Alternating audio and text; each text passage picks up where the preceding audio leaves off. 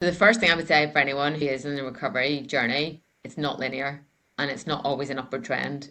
I felt sometimes like I was taking 4 steps forward, 10 steps back, and you'd go right back into the pothole again and you'd be like whirlwinding and just going, oh, I just can't see a way out again. And I had that plenty of times throughout that journey.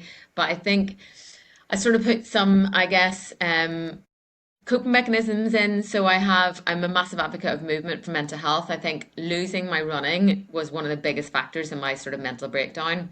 Now I'm not suggest, and I found running again, and that's really helped me because combat stress gave me a place for the marathon last year, and that the fear Okay. factor kicked How'd in. you do? How'd you do?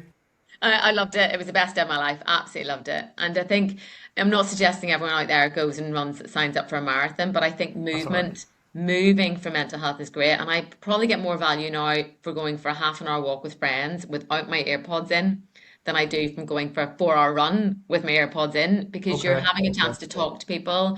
People find it much, much easier to talk when you're side by side.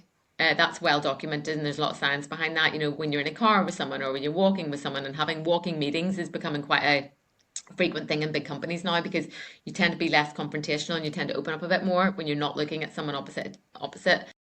Walking for mental health is great. I just think, getting out in the fresh air, noticing the world around you, putting your phone away if you're on your own, but just connecting and having a chance to process your thoughts for half an hour. So I'm a massive advocate for movement for mental health. And the days where I do go into a hole now, and they still happen, I allow myself 2 days.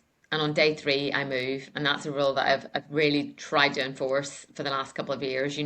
Everyone is allowed, if you're going through mental health issues, 2 days to wallow, 2 days to eat your junk, 2 days to climb under your duvet or do whatever it is, disconnect from the world, which was definitely a habit I had. I would go into myself and not answer the phone and very much isolate myself. But I would let that happen for 2 days. And if on day three, I had to move and get out of that rut because then it builds, that's when the snowball starts to get so big, it's very hard to arrest it, or you go so far into the